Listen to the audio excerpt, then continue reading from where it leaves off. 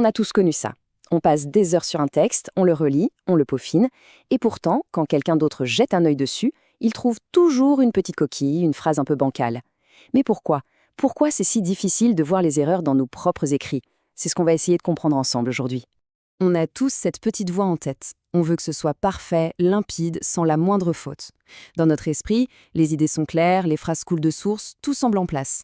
Le problème, c'est que cette exigence, aussi simple qu'elle paraisse, se heurte à un obstacle bien plus grand qu'on ne l'imagine, notre propre cerveau. Et c'est là toute la question. On y met toute notre énergie, on relit 5, 10 fois, et pourtant, un regard neuf trouve toujours quelque chose à redire. Comment c'est possible? Qu'est-ce qui fait de la relecture un des plus grands pièges de l'écriture? En fait, tout vient d'un décalage énorme entre deux points de vue. D'un côté, il y a nous, l'auteur. Pour nous, le cheminement de la pensée est une évidence. Mais de l'autre, il y a la personne qui lit le texte pour la première fois. Et pour elle, ce même chemin est souvent bien plus flou, rempli d'obstacles qu'on est devenu incapable de voir. Et attention, ce n'est pas du tout une question de paresse ou de manque de sérieux. Non, c'est un phénomène purement humain, profondément ancré dans notre psychologie. En réalité, ce sont des biais cognitifs qui nous mettent des œillères et nous empêchent de voir notre texte objectivement. Le premier grand responsable de ce bazar, il a un nom, c'est l'illusion de transparence.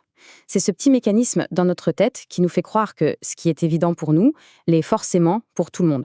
Ce sont des psychologues comme Gilovich et Savitsky qui ont mis le doigt dessus. Quand on écrit, on a tendance à surestimer complètement la clarté de notre message. Pourquoi? Eh bien parce qu'on est la seule personne à détenir toutes les clés de lecture, tout le contexte implicite qui, évidemment, manque au lecteur. Et comme si ça ne suffisait pas, il y a un deuxième biais qui vient s'ajouter, un cousin très proche du premier, la malédiction du savoir. C'est, en quelque sorte, l'art d'oublier que les autres ne sont pas dans notre tête. Des chercheurs comme Kammerer, Lowenstein et Weber ont bien décrit ce phénomène. Une fois qu'on maîtrise un sujet, il devient quasiment impossible de se rappeler ce que c'était de ne pas le connaître. Et en écriture, ça se traduit par quoi? Par des raccourcis, des non-dits, des explications qu'on saute parce qu'elles nous semblent inutiles, alors qu'elles sont essentielles pour la personne qui lit. Pour bien faire la différence entre les deux, c'est simple. L'illusion de transparence, c'est se dire « mes intentions sont limpides ». La malédiction du savoir, c'est plutôt penser « mais comment peut-on ne pas savoir ça ?» Les deux travaillent main dans la main pour nous rendre aveugles à nos propres failles. L'exemple parfait pour illustrer ça, c'est l'histoire de famille. Imaginez que vous écrivez un récit sur votre famille et que vous le donnez à lire à votre sœur. Même si le texte est bourré de sous-entendus, elle va tout comprendre parce qu'elle a tout le contexte. Maintenant, donnez ce même texte à un inconnu et il sera complètement perdu. Bon, ok, on a posé le diagnostic. Mais alors, comment on fait pour sortir de ce piège?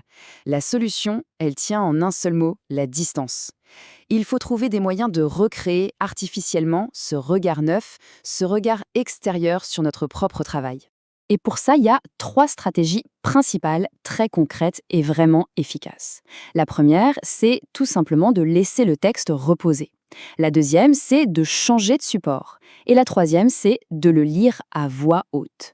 Voyons un peu comment chacune de ces techniques fonctionne. La première technique, c'est la plus simple, le temps. En laissant un texte de côté, ne serait-ce que 24 ou 48 heures, on commence à oublier nos intentions de départ. Et quand on y revient, bizarrement, ce qui nous paraissait évident la veille révèle soudain toutes ses faiblesses, ses imprécisions. C'est presque magique. La deuxième astuce, c'est de jouer avec notre perception visuelle. Par exemple, si on a écrit sur un écran, il suffit de l'imprimer.